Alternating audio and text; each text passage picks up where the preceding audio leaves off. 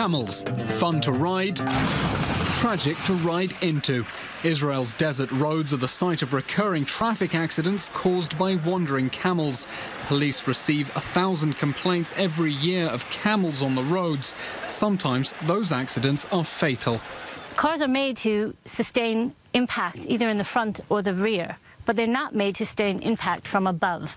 Because a camel is so tall, when you hit a camel, it falls onto the roof of the car and crushes everyone who's inside. Israeli lawmakers are debating a bill they hope will stop the carnage. The plan, to register every camel with an electronic microchip under its skin. That would make the owners easily identifiable and force them to take responsibility for their wandering herds. The way to make the owners take responsibility is to make them criminally responsible. So if a camel endangers traffic, or even worse, is involved in an accident, the owner will be prosecuted for a criminal offence. Even the camels, the Arab camels, are not immune to this government's political persecution.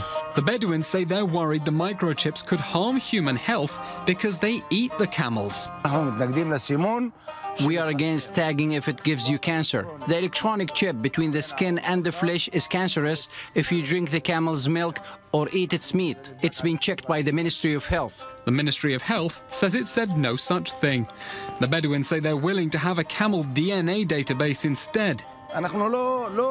We don't want anyone to get hurt on the roads. We are not against catching the camel owners who let their camels loose. I'm not here to defend any criminals. I am here to say, let our animals live. They lived with our forefathers. Smotrich says the bill will be updated to include that suggestion, but the Bedouins' other proposal to tag the camels' ears won't do. Unfortunately, camels who were involved in accidents, the owners of the camels came to the scene first, cut off the camel's ear, and no one was held responsible. But the Bedouins are still against the bill. They say accidents are a symptom of a bigger problem affecting their community, the lack of recognized grazing land for their 4,000 camels. If they don't give us grazing lands, there will be accidents. I can't keep the camel tied without food for 24 hours.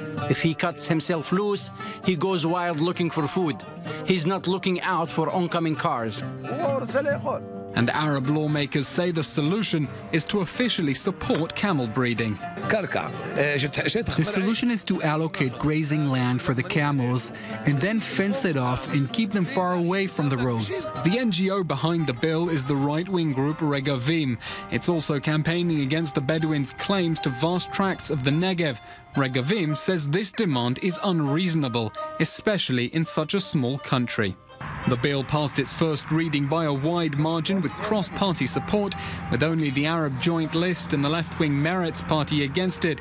But Bedouin camel owners are vowing that if the law passes, they'll resist its implementation. So even if the bill passes its final hurdles, Israel won't be over the hump just yet. Elon Levy, I-24 News.